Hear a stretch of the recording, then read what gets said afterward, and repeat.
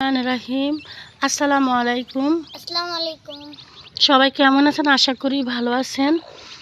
তো আজকে আমি দেখাবো মুরগি খাঁচা থেকে বাচ্চা নিয়ে নামলে 24 থেকে 30 ঘন্টা পরে কি করতে হবে, কিভাবে বাচ্চাগুলো যত্ন করতে হবে, পরিচর্যা করতে হবে, সেটা আপনাদেরকে দেখাবো। এখানে ও পানি নিয়েছে আধা লিটারের মতো, যেহেতু আমার মুরগির বাচ্চা কম সেক্ষেত্রে আধা লিটার পানি নিচ্ছে। আর এখানে লেবুর রসটা দিতেছে, আর সাথে দিয়ে দিছি আমরা চিনি। আর লেবুর রসটা হচ্ছে ভিটামিন সি, আর চিনিটা দিছি মুরগির বাচ্চা যদি দুর্বল থাকে ওটা পূর্ণ করবে। আর লেবুর রসটা দেওয়ার কারণ হচ্ছে মুরগির যে নাভিটা কাঁচা থাকে ওটা শুকানোর জন্য সাহায্য করবে।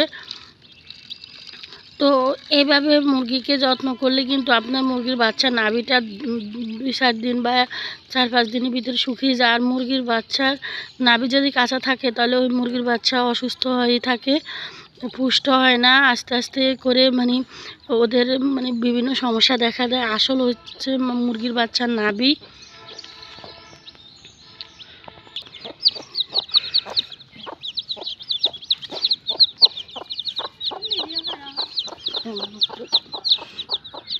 আর এখানে 22টা মুরগির বাচ্চা ফুটছে, সেটা আমি গতকালকে ভিডিওতে আপনাদেরকে দেখাইছি। তো দেখুন আমি 22টা মুরগির বাচ্চাকে সর্বপ্রথম লেবুর পানি দিতেছি।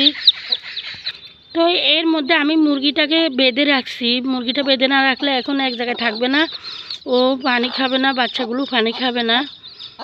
তো আমি এভাবে মুরগি বেঁধে রাখি সব সময়। দেখুন বাচ্চাগুলো কিন্তু মায়ের সাথে সাথে ওরা কিন্তু এখন মাটাকে হঠাৎ করে বেঁধে রাখছি। আর আমি এই মুরগি দিয়ে কখনো আগে বাচ্চা ফুটে নেই। এটা হচ্ছে নতুন মুরগি বলতে এটা 3-4 বার ডিম দিছে।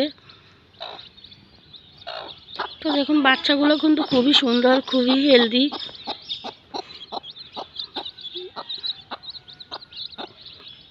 এইভাবে মুরগিকে বেঁধে রাখলে বাচ্চাগুলো আর এদিক সেদিক যাবে না, মুরগিটাও এদিক যাবে না। আর বাচ্চা যদি মুরগি বেঁধে রাখলে কিন্তু বাচ্চাগুলো সব এক জায়গায় থাকে। আর বেশি হাঁটাহাঁটি করলে কিন্তু আপনার বাচ্চাগুলো অসুস্থ হয়ে যাবে, হাঁপিয়ে যাবে, পরে বিভিন্ন ময়লা পানি খাবে, মুরগিগুলো অসুস্থ হয়ে যাবে। তো এখানে আপনারা লাইসিবিট দিতে পারেন, র্যানামাইসিন দিতে পারেন। যেটা আমরা প্রাকৃতিকভাবে লালন পালন করি সেইভাবে আমরা সব সময় মুরগিকে লালন পালন করি। আর এইভাবে মুরগি লালন পালন করলে আপনার মুরগি সবগুলো ভালো থাকবে, সুস্থ থাকবে আল্লাহর রহমতে। কারণ লাইসিবিটটা অনেক কিছুর কাজ করে, অনেক রোগের কাজ করে। আর আপনার প্রাকৃতিকভাবেই আমি মনে করি মুরগির বাচ্চা প্রাকৃতিকভাবে লালন পালন করা ভালো। যেহেতু আমি সবসময় সারা বছর প্রাকৃতিকভাবে লালন পালন করে আসছি, সেই জন্য আমি এখন কোনো ওষুধ দিব না, কোনো অ্যান্টিবায়োটিক ওষুধ দিব না। আর আমরা মুরগি দিয়ে কিন্তু মুরগির বাচ্চা ব্রিডিং করি।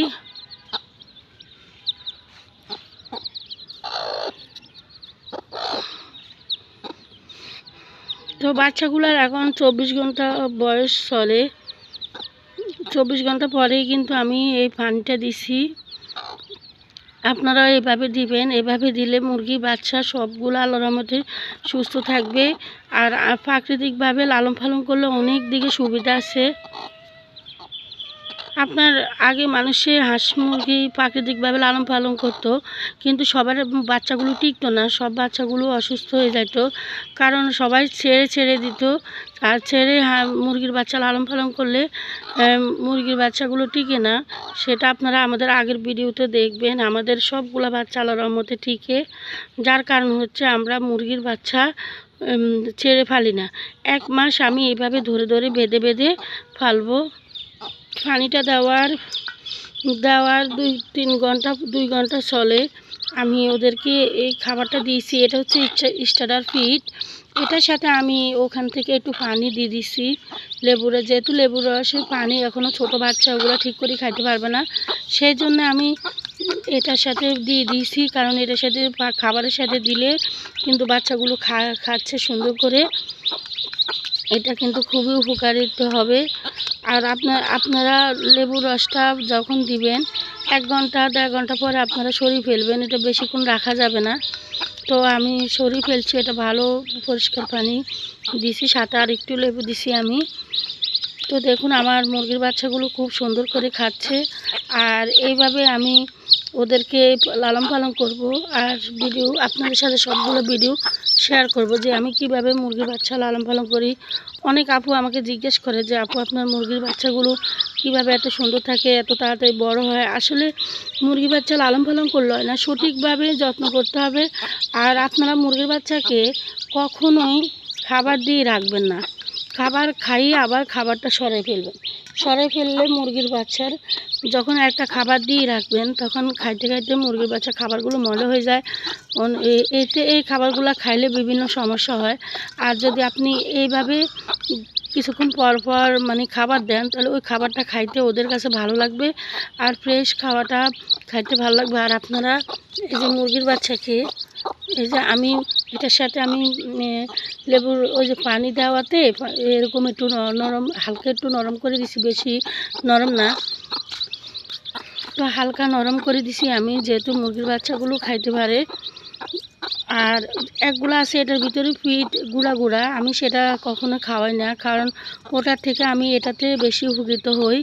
এই খাবারটা খাওয়ালে মুরগির বাচ্চা আপনার তাড়াতাড়ি বড় হয়ে যায়। আর এই খাবারটা আমি 1 মাস খাওয়াবো, 1 মাস পরে আমি অন্য খাবার দিব।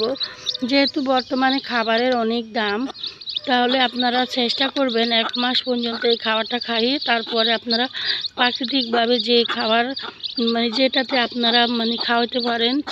অনেকে চালের খুদ খাওয়ায়, তো চালের খুদও আপনারা খাওয়াইতে পারেন। অনেকে দেখি বুসি খাওয়ায়, সেটাও আপনারা দিতে পারেন।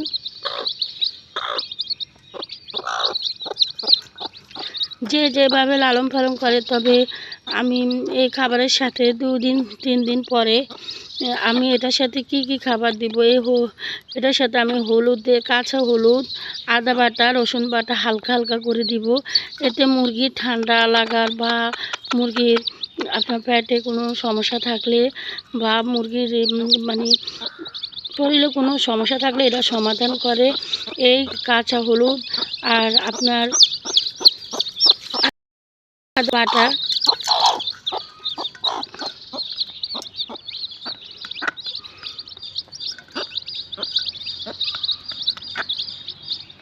মা সুন্দর করে বাচ্চাদেরকে খাবারটা শিখাচ্ছে, কারণ মা ছাড়া বাচ্চাগুলো পালা অনেক কঠিন।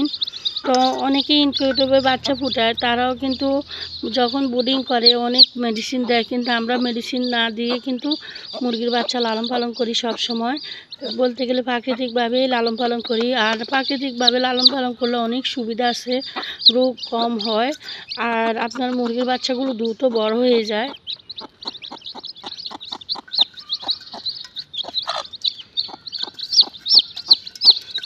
মাটাকে আমি পাটা বেঁধে রাখার কারণটা তো আপনাদেরকে বলছি। এতক্ষণে কিন্তু মাটা এখানে থাকতো না, ও কিন্তু বাচ্চাগুলো নিয়ে পুরো বাড়ি চলে যেত এদিক সেদিক, তো বাচ্চাগুলো পিছনে পিছনে হেঁটে একেবারে অসুস্থ হয়ে যেত। এখন আর সেটা হবে না। তো আপনারাও ফুটার পরে এরকমভাবে মুরগির বাচ্চা লালন পালন করবেন, দেখবেন আল্লাহর রহমতে আপনাদের মুরগির বাচ্চাগুলো সুস্থ থাকবে, ভালো থাকবে।